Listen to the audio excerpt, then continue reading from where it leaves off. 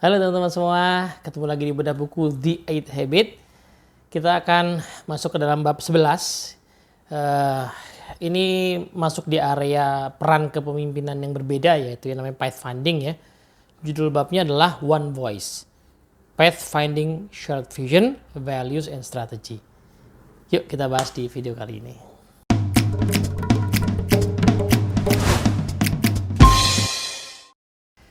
Oke, Assalamualaikum warahmatullahi wabarakatuh. Halo teman-teman, kita mau lanjutin bedah buku The 8 Habit kita. Sekarang kita sudah masuk ke dalam bab 11. Bab ini ada di peran kepemimpinan yang berbeda ya. Jadi dari 4 peran kepemimpinan, modeling itu memang isinya paling banyak. Kemudian pathfinding yang kedua, nanti ada aligning sama empowering. Nah, kita masuk ke bagian yang kedua nih ya. Jadi pathfinding itu ya sederhananya terjemahannya kan peran untuk menjadikan tim kita itu berada pada jalur yang sama ya, pada pemahaman yang sama, pada visi yang sama. Jadi pathfinding menemukan jalan gitu ya, menemukan path-nya.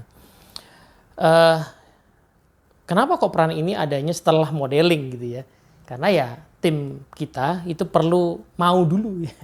Perlu mau mengikuti kita sebagai pemimpin, orangnya dulu, modeling dulu, layak menjadi orang yang diikuti, baru kemudian menentukan kita mau kemana. Nah, kita bisa bayangkan ya kalau ada orang yang sebenarnya kredibel, tapi dia nggak punya arah mau kemana ya, pemimpinnya mungkin menginspirasi, orang pengen ikut tapi mau ikut kemana ya. Itu mirip kayak lagu mau dibawa kemana hubungan kita gitu ya, kira-kira gitulah. Nah, jadi kalau dilihat di sini inti materi bahasannya adalah bagaimana kita membantu tim kita itu memahami arah dari organisasi. Organisasi ini bisa organisasi dalam lingkup yang besar. Ya, misalnya kita memimpin tim, ya kita memimpin tim di level tengah lah ya, kita seorang middle manager. Nah, pathfinding ini bisa ngomongin soal visi misi organisasi yang gede, tapi juga dia bisa bicara soal tujuan dari tim kecil itu sendiri, yang memang nantinya harus selaras sama visi misi organisasi gitu ya. Nah, dua-duanya jadi penting. Nah, kenapa begitu? Karena ya alamiahnya manusia itu punya pikiran masing-masing.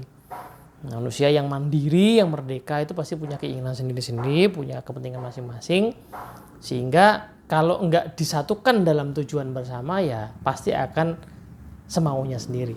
Bukan karena pengen menghancurkan organisasi, saya pikir nggak begitu juga. Tetapi suka nggak suka bahwa orang-orang di dalam organisasi yang punya keahlian tertentu itu akan punya bias tertentu ya. Orang yang bidangnya memang sales, dia akan punya bias sales, memandang semua hal dari sudut pandang sales. Sehingga di sisi lain dia kurang memandang misalnya bicara soal keuangan, impact ke keuangan, impact ke operational cost misalnya. Kebalikannya, kalau ada orang yang nature-nya, keahliannya, expertise-nya di dalam operational management, ya dia akan punya bias itu. Ya, dia nggak punya view terkait dengan, secara alamiah ya, nggak punya view terkait dengan bagaimana menghasilkan revenue yang lebih banyak atau lebih baik. Nah, jadi inilah sebabnya perlu dibantu nih. Tugas pemimpin ada di situ, dibantu orang-orang untuk punya tujuan bersama. Nah, bab ini diawali dengan menawarkan ya 2 buah paradigma atau sudut pandang. Itu kan kekhasannya Pak Stephen Covey ya, kalau bicara apapun selalu dimulai dengan sudut pandang atau paradigma atau mindset. Nah, di sini beliau mengumumkan ada 2 jenis mindset. Dan ini nanti akan dilanjutkan juga di peran-peran yang lain ya. Jadi ada mindset yang sebenarnya mitos, myth-nya, yaitu mission statements and strategic priorities are developed by those that know best, the people at the top, gitu ya. Jadi mitosnya adalah harusnya misi strategi itu dikembangkan oleh orang-orang yang paling ngerti, itu orang-orang yang ada di atas. Nah, kenapa ini dibilang mitos? Karena di kondisi sekarang itu tidak sepenuhnya efektif. Saya sih, ya ini istilah mitosnya agak ini ya, agak agak apa namanya ya, agak provokatif mungkin ya. Saya cuma melihat di masa lalu aja lah ya. Di masa lalu paradigma ini memang oke, karena tidak bisa dipungkiri ya di masa lalu namanya orang-orang yang ada di top manajemen dengan yang di bawahnya itu karena organisasi hierarkis ya, masyarakat juga begitu, sehingga memang tidak semua orang punya tingkat pemahaman yang sama, view yang sama, informasi yang sama. Ya kan, sehingga ada kecenderungan bahwa ya sudah top manajemen yang menentukan arah, bawahnya tinggal eksekusi. Nah, tapi seiring dengan berkembangnya organisasi makin luas, ya makin maju, ya makin global gitu ya. Zaman sekarang makin butuh agile. Maka menyerahkan visi, misi, strategi sepenuhnya hanya untuk urusan top level manajemen saja, ini nggak efektif. Kenapa? Karena begitu organisasi gede, orang yang makin variatif, udah nggak mungkin lagi kita meminta setiap orang di organisasi untuk punya pemahaman yang sama ketika hanya top level yang bikin dan langsung disosialisasi. Itu nggak mungkin. Ya, teman-teman mungkin sering lah ngalamin kalau ada training, workshop gitu ya, ada game namanya pesan berantai ya kan. Pesan berantai itu kan mungkin ada 10 orang, 15 orang yang ujung sana dikasih pesan, suruh nyampein ke orang setelahnya, terus begitu di ujung belakang itu pasti beda pesannya sama yang di ujung depan tadi. Nah, kenapa terjadi ya? Karena alamiahnya manusia kayak gitu. Kalau organisasi bikin visi misi, rasa-rasanya nggak mungkin visi misi strategi itu dibuat iseng-iseng gitu ya, atau asal-asalan, kayaknya nggak mungkin. Mereka pasti dibuat dengan pertimbangan yang matang. Tapi sampai ke bawah ini pasti beda. Gitu. Nah, maka kalau hanya menyerahkan urusan visi misi strategi pada top level manajemen saja, itu di era sekarang ketika organisasi makin gede, makin agile, orang-orang kadang-kadang kerja remote, itu jadi nggak terefektif. Maka tawarannya adalah mission statements and strategic priorities that are developed in a rush by those at the top and then announced are forgotten. Without involvement or strong identification, there will be no commitment. Jadi sebuah pernyataan misi atau strategi organisasi yang dibuat terutama terburu-buru ya di top level manajemen, kemudian sekedar disosialisasikan saja, itu seringkali gampang dilupakan. Ini mudah sekali dicari buktinya ya. Kayaknya di zaman sekarang organisasi apapun, swasta, pemerintahan, sekolah itu kalau kita ke gedungnya pasti akan ketemu visi misi organisasinya. Tapi kalau kita iseng-iseng nanya ya sama karyawan, staf yang ada di sana, apa sih visi misi organisasinya? Mungkin sangat sedikit yang bisa menjawab. Kalaupun bisa menjawab, sangat sedikit lagi yang bisa memahami relasi antara pekerjaan mereka dengan visi misi itu.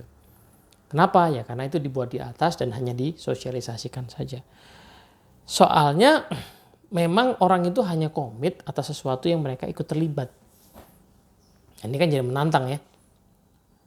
Visi misi organisasi strategi itu seolah-olah bicaranya level strategis ya, gede. Gimana caranya melibatkan karyawan? Nah, gitu ya. Disinilah menarik Pak Kofi menceritakan sebuah proses yang dilakukan oleh hotel namanya Ritz-Carlton.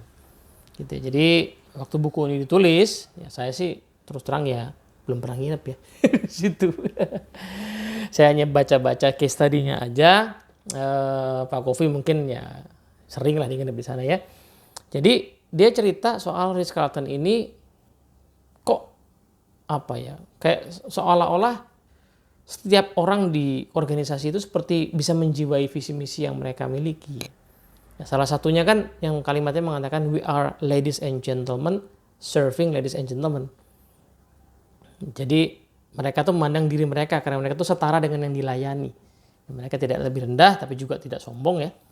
Mereka setara ya. Kita ini orang-orang yang terhormat karena kita melayani orang-orang yang terhormat gitu ya. Nah, kok bisa begitu? Nah, rupanya ada ceritanya ya. Jadi di sini Pak Kofi berdialog, interview lah. Orang namanya Horst Schulze. Saya nggak tahu baca gimana ya. Horst Schulze. Mungkin gitu bacanya. Jadi dia interview, dia nanya, menurut Anda definisi leadership itu apa? Atau bagaimana Anda mendefinisikan leadership? Kalimat depannya itu menarik ya. Saya bacain ya. Leadership is creating an environment in which people want to be part of the organization and not just work for the organization. Kepemimpinan itu adalah sebuah kerja untuk menciptakan lingkungan yang memungkinkan orang itu mau kerja sebagai bagian dari organisasi itu, alih-alih cuman bekerja untuk organisasi itu. Kalau di sini kita bisa menemukan ada dua cara kerja ya. Kalau work for the organization berarti transaksional ya, saya kerja untuk organisasi itu. Tapi kalau becoming the part of the organization berarti saya merasa memiliki terhadap organisasi itu. Nah ini kan menarik, gimana caranya bikin orang merasa memiliki untuk sesuatu yang tidak betul-betul mereka miliki. kan orang yang kerja di Ritz-Carlton itu jelas bukan pemilik ya, belum tentu mereka punya saham di situ. Tapi gimana menciptakan rasa memiliki itu. Nah disitulah katanya justru kerja kepemimpinan. Leadership creates an environment that makes people want to rather than have to do. Jadi gimana bikin orang itu pengen mengerjakan sesuatu alih-alih harus mengerjakan sesuatu. Gitu ya. It is a business imperative to create that environment. I must give purpose, not just work and function. Nah, karena itulah katanya yang perlu saya lakukan sebagai pemimpin itu tidak hanya membagi-bagi orang di dalam departemen, divisi, tetapi harus membantu mereka menemukan purpose atau tujuan. Kata purpose ini punya rasa kata yang lebih dalam ya daripada goal gitu ya. Purpose itu mengandung unsur yang luhur gitu ya, yang deep, yang mendalam gitu. Nah ini jawaban ceritanya agak panjang, tapi intinya adalah Ritz-Carlton itu rupa-rupanya dia merumuskan visi misinya itu melibatkan seluruh karyawan. Jadi ya mungkin saya membayangkan gini, kan itu organisasi udah berdiri lama, kemudian ya ada titik mereka transformasi gitu ya. Nah, dalam proses transformasinya itu kemudian mereka ngajak tiap karyawan untuk merefleksikan gitu ya. Menurut Anda, apa yang sebaiknya menjadi misi kita sebagai organisasi? Nah, jawaban dari semua orang itu kemudian disummary, diolah gitu, yang terangkum di dalam tadi kalimat, we are ladies and gentlemen, serving ladies and gentlemen. Sehingga orang kemudian tidak saja merasa bahwa pendapatku ada di dalam kalimat itu, aku terlibat, tapi juga mereka menemukan sendiri bagaimana kerjaan mereka itu connect sama misi tersebut, gitu ya. Nah, maka katanya Pak Covey di sini ya, sementara peran pertama kepemimpinan modeling itu inspire trust, menginspirasi kepercayaan. Jadi di depanku ada pemimpin karena dia model yang baik, saya terinspirasi, saya tergerak. Pathfinding creates order without demanding it. Nah, peran pathfinding itu tujuannya adalah menciptakan keteraturan tetapi tanpa secara langsung memaksa orang. Jadi dia ngajak orang untuk berada pada arah yang sama karena orang ngerasa relate dengan arah itu. Itu ya, samalah mungkin ibaratnya kayak kita naik kereta, naik pesawat, naik bis gitu yang begitu jelas tujuannya ini bis tujuan Semarang, tujuan Jogja, tujuan Surabaya gitu ya. Sedemikian jelas sehingga meskipun tiap orang punya kepentingan masing-masing, mau ada yang mau pulang kampung, ada yang mau kerja, tapi orang mau aja berada di bis itu membayar, ya karena tujuannya sangat jelas. Mereka punya bagian di dalam tujuan tersebut gitu. Inilah yang membuat akhirnya orang punya fokus. Nah itu intinya tuh ya. Pathfinding itu ngajakin orang untuk punya fokus supaya bisa nyatu, supaya energinya itu terarah. Ada quote ya di dalam ilmu lain ya. Quote-nya bunyinya adalah energy flows where attention goes ya. Jadi energi mengalir kemana perhatian kita tuh diarahkan. Nah, bayangkan ke situasi tadi ya, orang itu mandiri, punya kalian masing-masing, bidang masing-masing, background masing-masing, kepentingan masing-masing, iya nggak akan menyatu kecuali disatukan oleh tujuan yang sama. Gitu. Maka pertanyaan yang paling penting katanya untuk dijawab ya oleh kita sebagai pemimpin adalah Do people clearly understand the organizational goals? Apakah orang itu betul-betul ngerti jelas tujuan dari organisasi, tujuan di level besar maupun tujuan di level kecil, tim kecil yang dia berada itu. Itu pertanyaan pertama. Pertanyaan kedua adalah are they committed? Dan setelah mereka ngerasa jelas, apakah mereka punya komitmen? Mereka mau melakukan sesuatu untuk tercapainya tujuan tersebut. Nah, dua pertanyaan ini yang perlu kita renungkan sebagai pemimpin supaya kita bisa menakar nih ya seberapa tinggi engagement level dari anggota tim kita gitu. Nah, pertanyaannya sekarang gimana sih sebenarnya kita itu merumuskan atau membantu tim kita menyadari tujuan dari organisasi kita, atau bagaimana sih kita sebenarnya mendefinisikan tujuan dari organisasi kita. Tidak dibahas di buku ini, tapi saya ingat sebuah quote lain ya di buku manajemennya Pak Peter Drucker ya. Dia bilang bahwa the purpose of the business is to create a customer. Dalam kesempatan lain juga ada kalimat the purpose of the business is to create to serve the society. Saya memahaminya sebagai bahwa bisnis atau organisasi atau tim itu dia akan berfungsi ketika dia melayani masyarakat, dia melayani pelanggannya. Jadi dia mesti ngerti pelanggannya itu siapa dan butuhnya apa.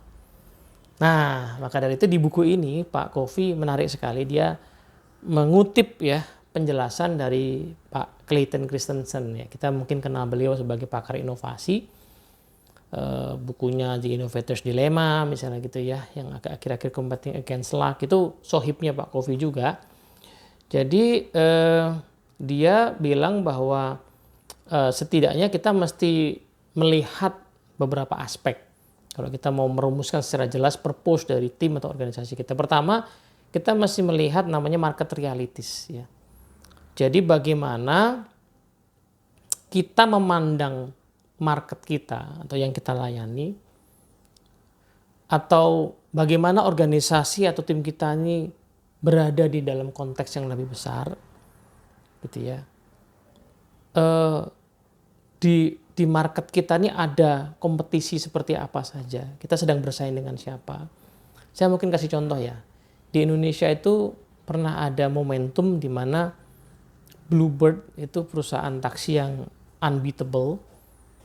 Mereka memandang saingan mereka ya taksi-taksi lain mungkin kayak Express, ya, Gamya kalau di Jakarta gitu ya. Dan itu jauh banget ya, mereka masih jauh lebih gede, orang pasti prefer mereka lah. Meskipun harganya lebih mahal ya. Nah, sampai tiba-tiba muncullah taksi online. Ya kan, Gokar, Grabcar gitu ya. Sehingga ini kan sebuah kenyataan yang nggak disangka-sangka ya. Ya, waktu itu Robert itu bilang, bukan bilang sebenarnya saya mungkin seolah-olah bilang gitu bahwa ya gue pikir pesaing gue ini Express, Gamya, ternyata mobil tetangga. Nah, ya kan. Lalu terjadilah tuh yang kita pernah saksikan bersama ya, ada demo-demo yang menolak taksi online karena ini ilegal dan segala macamnya, sampai ada Angry Bird segala tuh, fenomena Angry Bird. Tapi kenyataannya justru bagusnya Bluebird kalau menurut saya ya, mereka akhirnya berusaha melihat lebih jernih situasinya yang nggak bisa diubah. Kamu nggak bisa menghentikan, ya dalam situasi demokrasi begini ya nggak bisa menghentikan taksi online itu. Gitu. Malah yang terjadi adalah kolaborasi kan dengan Gojek gitu, sehingga ada Go Bluebird gitu kan. Nah, di sisi lain kalau kita pakai Bluebird juga di aplikasinya bisa pakai GoPay gitu sekarang. Nah, itu kan artinya terjadi pergeseran purpose ya. Kenapa? Karena mereka melihat realitas di market. Gitu. Nah, yang kedua yang perlu dilihat adalah core competencies. Kita itu punya kompetensi inti apa saja. Jadi Pak Covey di sini mengutip yang pemikirannya yang namanya Jim Collins di buku Good to Great. Jadi dia bilang bahwa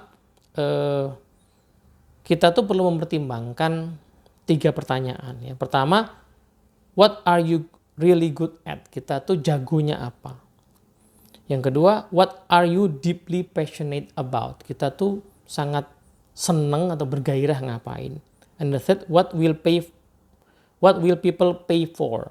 Ya, orang-orang yang kita layani itu membayar kita apa?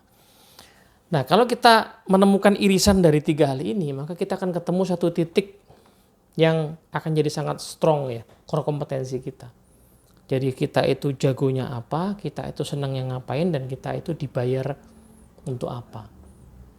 Kita itu misalnya jago bikin gado-gado, dan memang senang bikin gado-gado, dan tetangga kita bahkan pernah bilang gitu bahwa gado-gadomu enak banget tuh.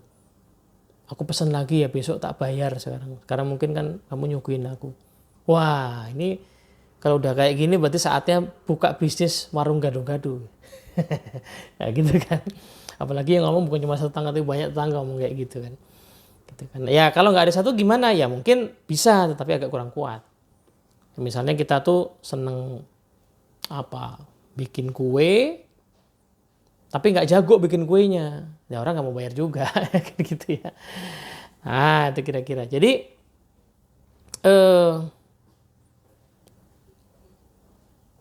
cara kita memperjelas ya path kita adalah salah satunya mempertimbangkan core kompetensi kita. Nah tadi kan 3 itu dari Pak Jim Collins. Nah Pak Covey nambahin 1 nih. Itu pertanyaannya, what does your conscience counsel? Kalau kita nanya ke dalam hati kita ini punya atau muncul suara hati apa? Saya melihatnya begini. Kadang-kadang ada orang yang belum jago-jago amat dalam melakukan sesuatu.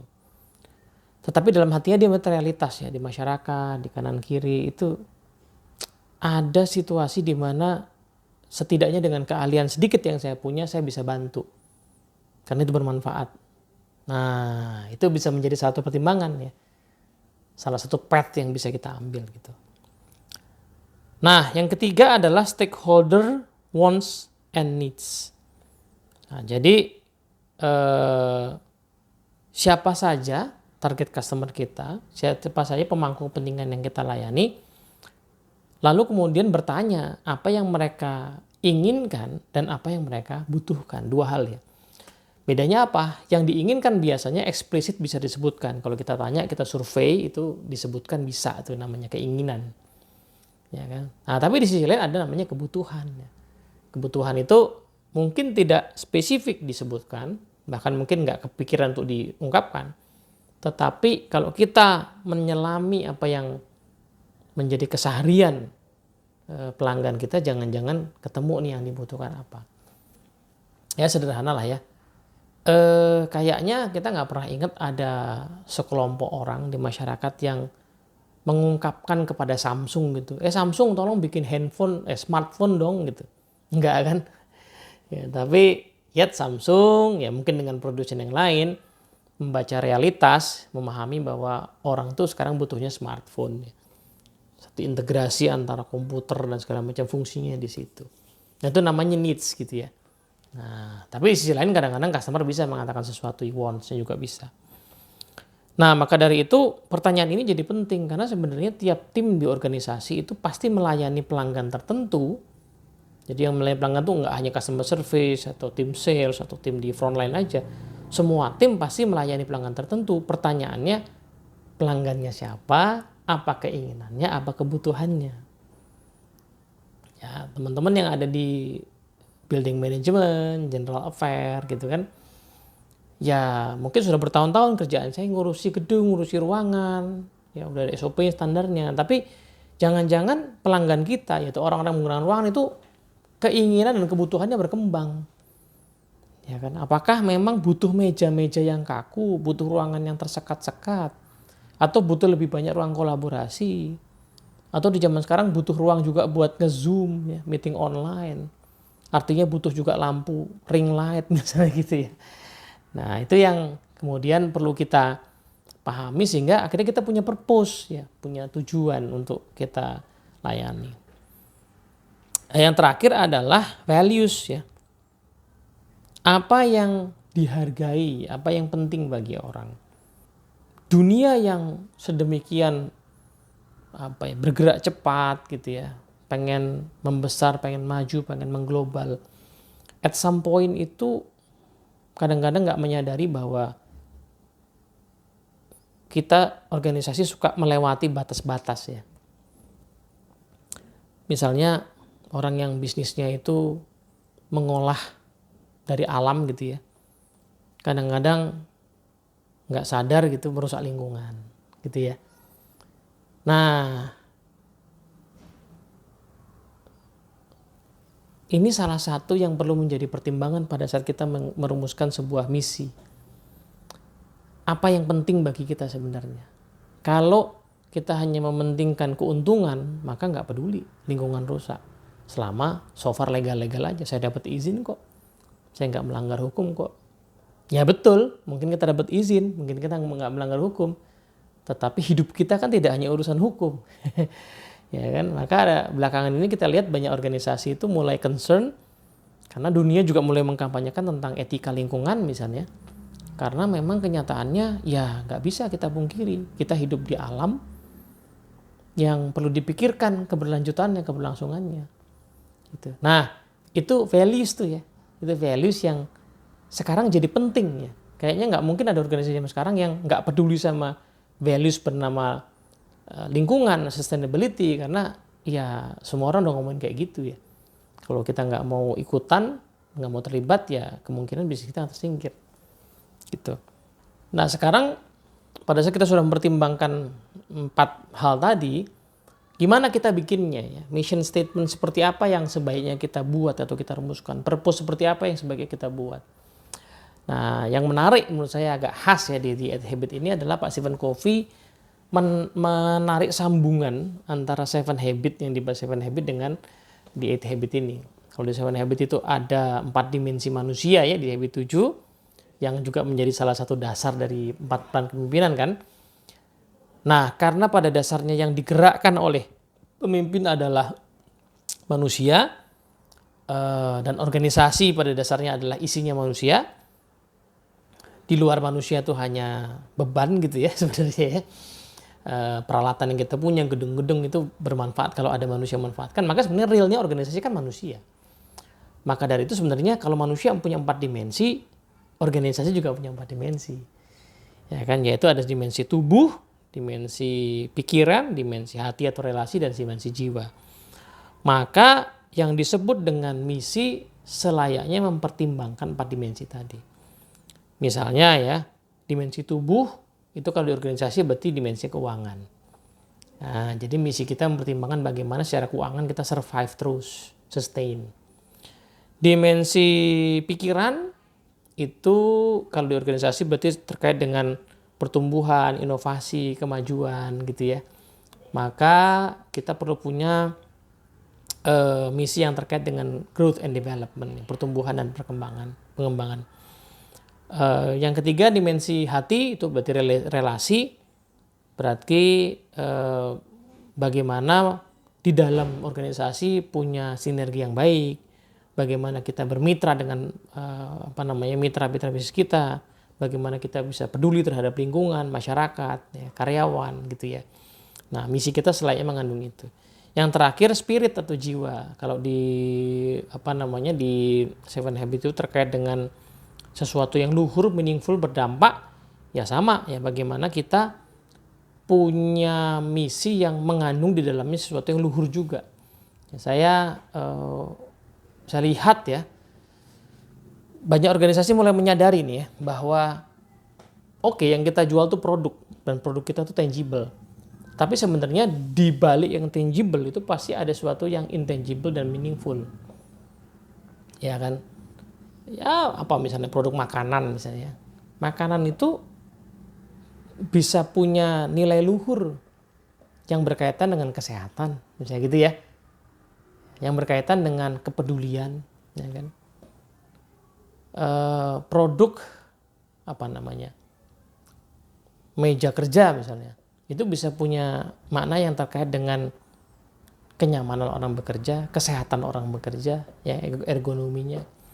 Gitu. Produktivitas orang dalam bekerja. Produk baju misalnya itu bisa punya makna terkait dengan identitas diri ya. Juga terkait dengan kenyamanan orang dalam bergerak, hidup, berkeseharian. Hampir semua produk yang tangible pasti punya sesuatu yang intangible, yang meaningful. Nah, itu yang juga perlu dipertimbangkan menjadi salah satu bagian dari mission statement kita. Nah, sehingga nanti impact-nya orang di organisasi itu mudah mencari relasinya. Sebab kalau misi kita hanya urusan duit, maka orang-orang yang agak jauh dari revenue itu akan nggak ngerasa relate. Apa hubungan saya dengan misi organisasi? Kalau misi organisasi hanya bicara soal pencapaian finansial misalnya, teman-teman yang ada di tadi ya building management yang ada di K3 gitu, belum tentu langsung relate. Nah, tapi kalau misi kita itu mengandung 4 dimensi, nah biasanya orang akan mudah merasa relate. Ya, orang HR mungkin nggak akan melihat relasi langsung terhadap revenue, meskipun ada ya, tetapi paling tidak dia akan melihat relasi dengan inovasi, perkembangan, pertumbuhan gitu ya. Nah, kira-kira begitu teman-teman. Nah, misi yang clear inilah yang kemudian menjadi dasar ukuran-ukuran yang mau dieksekusi. Disitulah nanti kita mulai menentukan ya dia peran berikutnya, bagaimana kita mau meng-align sistem ya. Bagaimana kita mulai mendesain sistem di dalam organisasi dan membuat ukuran-ukuran keberhasilan. Tanpa misi, maka ukuran-ukuran itu ya bisa apa saja dan sah-sah saja. Tapi kalau pakai misi, maka ukuran-ukuran yang penting, yang baik bagi keberlangsungan organisasi, itu jadi bisa terdefinisikan dan bisa dicapai. Sampai sini dulu, moga bermanfaat. Assalamualaikum warahmatullahi wabarakatuh.